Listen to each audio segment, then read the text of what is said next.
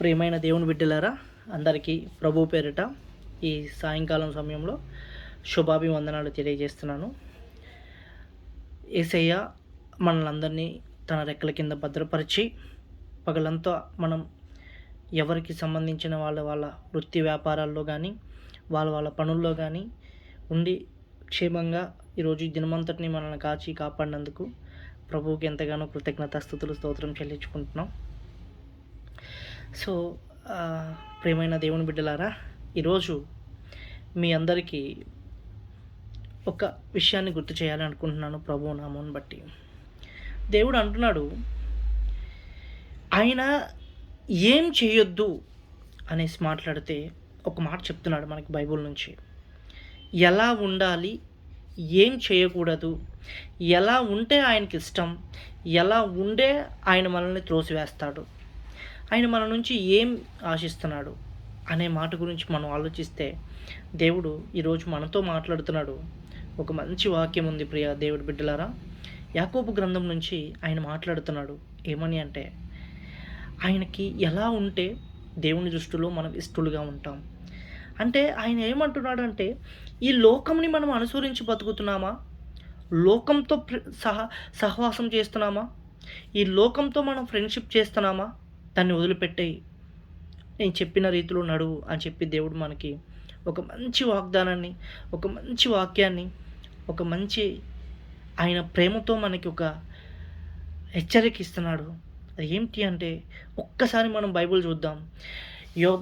యాకోబు రాసిన పత్రికలో నుంచి ఒక మంచి దేవుడు ఒక మంచి సన్నివేశాన్ని, ఒక మంచి వాక్యాన్ని మనకి ఇస్తున్నాడు. ప్రియ దేవుని సంగమా, యాకోబు రాసిన పత్రిక 1వ అధ్యాయం 27వ వచనం ఆయన అంటున్నాడు ఇలాగా, తండ్రి అయిన దేవుని ఎదుట పవిత్రమును నిష్కలంకమైన భక్తి ఏదనగా, దిక్కులేని పిల్లలను విధవరాండ్రును వారి ఇబ్బందులను పరామర్శించుటయు, ఇహలోక మాలిన్యమును తన కంటకుండా తనను తాను కాపాడుకుని వాడే.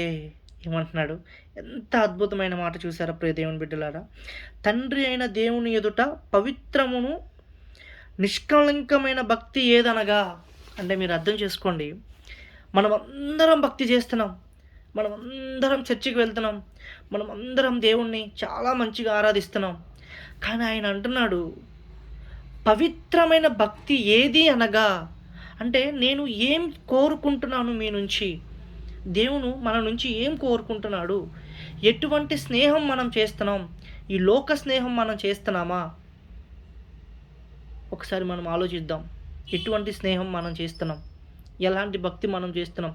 ఆయన అంటున్నాడు, పవిత్రమైన భక్తి ఏది అనగా విధవరాండ్ర పిల్లలను పరామర్శించుట.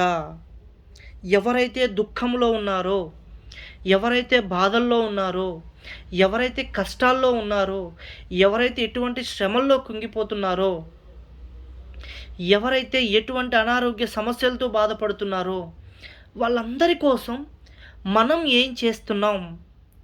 నీ దగ్గర ఏది జాలి మనసు, ప్రేమ, దయ, కరుణ, కృప ఇవన్నీ మన దగ్గర ఉన్నాయా?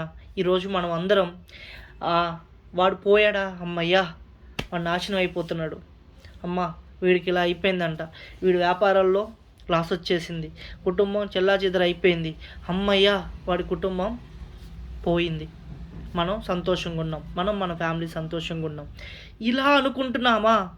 లేదంటే దేవుడు చెప్పినట్టు ఎవరికైతే ఆపదలో ఉన్నారో, ఎవరైతే ఎటువంటి పరిస్థితుల్లో ఉన్నారో, ఎవరైతే ఎటువంటి కష్ట సుఖాల్లో ఉన్నారో, ఎటువంటి శ్రమల్లో వాళ్ళు అనుభవిస్తున్నారో, ఒక్కసారి మనం ఆలోచిద్దామా? ఏ రోజన్నా మనల్ని మనం పరిశీలించుకుందాం. ప్రియ దేవుని సంగమా, దేవుడు అంటున్నాడు, విధవరాండ్ర పిల్లల్ని పరిశీలించిన వాడు, విధవరాళ్ళ పిల్లల్ని ఎవరైతే వారి ఇబ్బందుల్లో పరామర్శించుటయో, ఇహలోక మాలిన్యమును తనకు అంటకుండా తనను కాపాడుకోవాడు. ఇహలోక మాలిన్యము అంటే ఏంటి ప్రియ దేవుని బిడ్డలారా? ఒక్కసారి ఆలోచించండి. మనం ఎలా ఉన్నాం? తాగుడికి బానిస అయిపోయామా? వ్యభిచారానికి బానిస అయిపోయామా? దేనికి బానిస అయిపోయాం? ఖైనీ, గుట్కా, తంబాకు వీటన్నిటికీ మనం బానిస అయిపోయామా? ఇంట్లో భార్యని ప్రేమిస్తున్నామా? తల్లిదండ్రులను ప్రేమిస్తున్నామా? అన్న తమ్ముల్ని గౌరవిస్తున్నామా? ఎలా ఉన్నాం ఈరోజు? ఒక్కసారి మనల్ని పరిశీలించుకుందాం. మనం అందరం చర్చికి వెళ్తాం ప్రియ దేవుని సంగమా. ఆదివారం వస్తే మనందరం చర్చికి వెళ్తాం. కానీ ఎలా ఉన్నాం? దేవుని దృష్టిలో మనం ఎటువంటి స్నేహం కలిగి ఉన్నాం? దేవుని దృష్టిలో మనం ఇహలోకానికి స్నేహంతో కూడి ఉన్నామా? ఆయన యొక్క ప్రేమ, ఆయన యొక్క సన్నిధి, ఆయన చూపించిన త్రోవ, ఆయన చూపించిన మార్గంలో మనం నడుస్తున్నామా? ఒక్కసారి ఆలోచించండి ప్రియ దేవుని సంగమా. ఈరోజు దేవుడు అంటున్నాడు, నా యందు భయభక్తులు కలిగి ఉండాలి. ఎంత మంచి మాట చెప్తున్నాడు దేవుడు. మళ్ళీ ఒకసారి చదువుతాను. తండ్రి అయిన దేవుని ఎదుట పవిత్రమును నిష్కలంకమునైన భక్తి ఏదనగా. మంచి మాట చెప్తున్నాడు చూడండి దేవుని సంగమా. నా యందు నిజమైన భక్తి ఏది అనగా, మీరు ఎలాంటి భక్తి ఉంటున్నారు? దిక్కులేని పిల్లలను, విధవరాండ్రులను వారి ఇబ్బందుల్లో పరామర్శించుటయు. దిక్కులేని పిల్లలు ఎంతమంది ఉన్నారు ప్రియ దేవుని సంగమా? ఒక్కసారి ఆలోచించండి. మన చుట్టూ ఉన్న పిల్లలు, ఈవెన్ మన బ్లడ్ రిలేషన్స్లోనే ఉంటారు ప్రియ సంగమా. ఒక్కసారి ఆలోచించండి. ఈవెన్ మన సొంత బ్లడ్ రిలేషన్లోనే మన పిల్లల్ని కాకుండా ఎదుటివారి మన రిలేషన్లో ఉన్న పిల్లల్ని మనం కనీసం చూస్తున్నామా? ఒక్కసారి ఆలోచించండి ప్రియ సంగమా. దేవుడు మన నుంచి ఏం కోరుకుంటున్నాడు? ఆయన మన నుంచి ఏదో కానుకలు, ఏదో డబ్బులు ఆయన మన నుంచి ఆశించట్లేదు. దేవుని యందు భయభక్తులు కలిగి ఆయనకి నచ్చినట్లుగా ఆయన చెప్పిన మార్గంలో మనల్ని నడవమంటున్నాడు. మనం ఈరోజు అలా నడుస్తున్నామా? బైబిల్ పట్టుకొని చర్చికి వెళ్ళటం ఒకటే కాదు సంగమా. దేవుని యొక్క మాటలు మనం గ్రహించాలి. దేవుని యొక్క చూపించిన త్రోవలో మనం నడవాలి. ఆ రోజే కదా యేసు ప్రభు వారు సంతోషపడేది. ఎంతమందికి మన ద్వారా ఎంతమందికి మనం సహాయం చేస్తున్నాం? కనీసం డబ్బు సహాయం చేయకపోయినా నోటి మాటతో అయినా సహాయం చేస్తున్నామా? ఎవరైనా అనాథ పిల్లలకి మనం ఏమైనా సహాయం చేస్తున్నామా? మన చుట్టూ ఉన్న పిల్లలకి, ఎవరైనా విధవరాండ్రులకి ఎవరికైనా మనం సహాయం చేస్తున్నామా? దేవుడు అంటున్నాడు, ప్రియ సంగమా, ఒక్కసారి పరిశీలించండి. లోక సంగమమైన స్నేహానికి మనం అలవాటు పడిపోయి ఉంటే ఈరోజు వదిలేయి. నా ప్రియ తమ్ముడు, చెల్లి, ఎవరైనా కానివ్వండి, ఈరోజు వదిలేయండి. దేవుని యందు ఒక్కసారి చూడండి, ఆయన తట్టు చూడండి. దేవుడిచ్చే శక్తి, దేవుడిచ్చే కృప, దేవుడిచ్చే బుద్ధి, ఆయన ఎంతగానో మనకి మేలు చేస్తాడు. ఒక్కసారి ఆలోచించండి సంగమా. దేవుడి బిడ్డలారా, ఈరోజు నేను మీ అందరికీ ఒకే ఒక్క మాట చెప్పదలుచుకున్నాను. ప్రభువైన యేసుక్రీస్తు నామములో ఆయన మాటతో చెప్తున్నాను. ఈరోజు నేను మాట్లాడుతున్నానంటే ఇది నా మోటి మాట కాదు, పరిశుద్ధాత్మ దేవుడు మాట్లాడిస్తున్న మాటలు. ఎక్కడ ఉన్నాం మనం? దేవుని యందు ఎలా ఉన్నాం? పవిత్రంగా ఉన్నామా? లేకపోతే ఇక లోకానికి ఆయనకి ఇష్టలుగా లేకుండా ఉన్నామా? ఒక్కటి ముగిచేస్తున్నాను ప్రియ దేవుని బిడ్డలారా. దేవుడు అంటున్నాడు, దేవుడు ప్రేమించే భక్తుల్లాగా మనం ఉన్నామా? ఆయన మనల్ని ప్రేమించే వారిలాగా ఉన్నామా? ఆయన మనల్ని ద్వేషించే వారిలాగా మనం ఉన్నామా? ఒక్కసారి ఆయన చెయ్యి వదిలేస్తే మన జీవితం ఏంటి ప్రభు? ఒక్కసారి ఆలోచించండి. చాలామంది ప్రభువా, చాలామంది ఆయన సన్నిధిలోకి వెళ్తారు, బైబిల్ పట్టుకుంటారు. ఒక్కరోజే తర్వాత వాళ్ళు చేసే పనులేంటి? మనం ఎలాంటి పనులు చేస్తున్నాం? మనం చేసే క్రియలేంటి? ఆ క్రియలు దేవునికి నచ్చుతున్నాయా? ఎవరు చూస్తలేదు అనుకుంటున్నాం. మనం చీకట్లో ఎన్నో పనులు చేస్తున్నాం, ఎన్నో పాప పనులు చేస్తున్నాం. అవన్నీ దేవునికి ఇష్టలుగా ఉంటుందా? ఒకసారి మనల్ని పరిశీలించుకుందామా? ఏ స్నేహం చేస్తున్నాం? దేవునితో ఇష్టమైన స్నేహం చేస్తున్నామా? లోకానుసారమైన స్నేహం చేస్తున్నాము? ప్రియ సంగమా, ఒక్కసారి మనం పరిశీలించుకుందాం. వేర్ వీఆర్, మనం ఎక్కడున్నాం?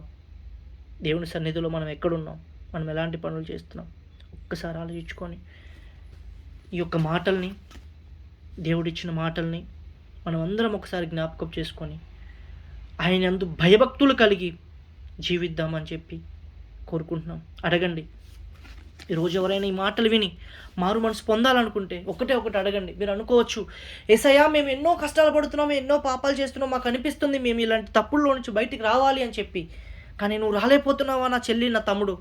ఇలాంటి పాప బ్రతుకుల నుంచి నువ్వు రాలేకపోతున్నావా? అయితే ఒక్కసారి ఈ మాటలు మాట్లాడు, అడుగు. ప్రభువా, నీకు వందనాలు, స్తోత్రం అయ్యా. తండ్రి, మనుషుడిగా నేను అనుకుంటున్నాను బయటికి రావాలని, నా వల్ల కావటం లేదు. ఇలా అడుగు దేవుణ్ణి. నీకు ఇష్టమైతే నా ప్రభువా, తండ్రి నేను అడుగుతున్నాను, నీకు ఇష్టమైతే, నీకు ఆస్తులు, అంతస్తులు, ఐశ్వర్యం నాకు వద్దు కానీ నా ప్రభువా, ఈ పాపపు జీవితంలో నుంచి నేను బయటపడాలి, నన్ను బయటకి పడేలాగా కలుగ చేయి, నీ శక్తిని నాకు ఇవ్వు, నీ కృపని నాకు ఇవ్వు తండ్రి.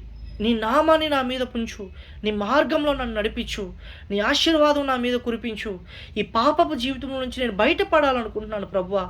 ఒకసారి ఇలా ప్రార్థన చేసుకుందామా? ఎవరైతే మీ పాపపు జీవితం నుంచి బయటపడాలనుకుంటున్నారో ఒక్కసారి దేవుణ్ణి అడుగుదామా? ఎవరైతే తల్లిదండ్రులు మోసం చేసి బతుకుతున్నారో ఒకసారి అడుగుదామా? ఎవరైతే భార్య పిల్లల్ని మోసం చేసి బతుకుతున్నామో ఒకసారి అడుగుదామా? మన రోత జీవితం, మన పాపిష్టి జీవితం బయటపడాలని దేవుణ్ణి ఆశిస్తున్నావా? ఈరోజు దేవుడు మీ దగ్గర నుంచి కోరుకుంటుంది ఒకటే, నీ పాపిష్టి జీవితాన్ని బయట తీసే, నీ పాపిష్టి